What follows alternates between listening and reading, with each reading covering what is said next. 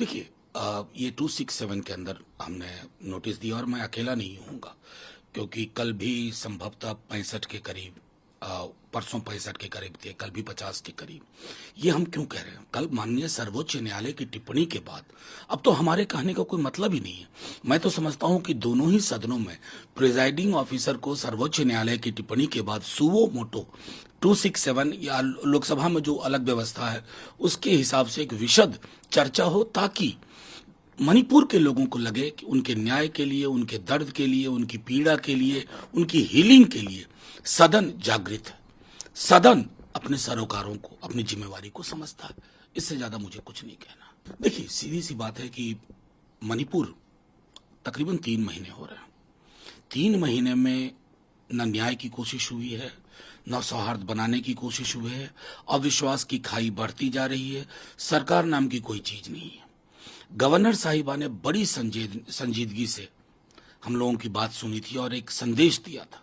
हम वो संदेश भी यहाँ पहुंचाएंगे। और जाहिर है कि हरियाणा में जो हो रहा है, मैं बार बार कह रहा हूं कि ये जो जहर फिजा में बो रहे हो ना वातावरण में, कुछ नहीं बचेगा।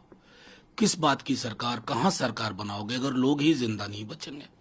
लोग जिंदा बचे, नागरिकों के बीच में सौहार्द हो, उसके बिना इस भारतवर्ष की कल्पना भी नहीं की जा सकती। अगर किसी को लगता है कि चंद वोटों के लिए थोड़े दिन आग लगा दें या आग में रोटी सेक लें, मैं बता हूं सारी रोटियां जल जाएंगी, कोई नहीं बचेगा।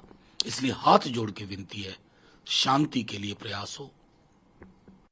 सर, हरियाणा के सीएम ने जम्मू में जो हिंसा हुई है उसको लेकर स्टेटमेंट दिया है। उनका कहना है कि यात्रा हो रही थी, उसके ऊपर लोगों ने पत्थरबाजी की, अटैक्स हुआ, पुलिस से भी लोग भी। ये कैसे मुख्यमंत्री हैं? कोई समझ है? राव इंद्रजीत सिंह ने क्या कहा? कैबिनेट मंत्री हैं वो, उनकी बात सुनिए। हम विरोध में हैं उनके, भाजपा के, लेकिन उन्होंने कहा कि शोभा यात्रा में हथियार कहां से आ गए, किस किस तरह के वीडियो वायरल किए जा रहे थे। खट्टर साहब, याद रखिएगा, इतिहास बहुत गौर से चीजों को देख रहा।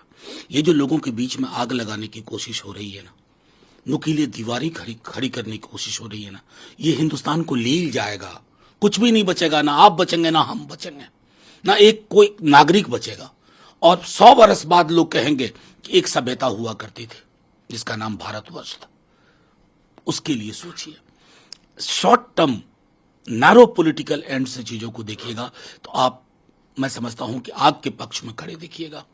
अग्निशामक की जरूरत है वहां।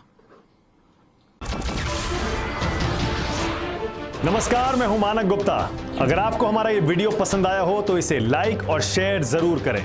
और हां, हमें सब्सक्राइब और फॉलो करना ना भूलें, ताकि आप देश और दुनिया की कोई खबर मिस ना करें। तो जुड़े रहिए हमारे साथ और देखते रहिए न्यूज़ 24।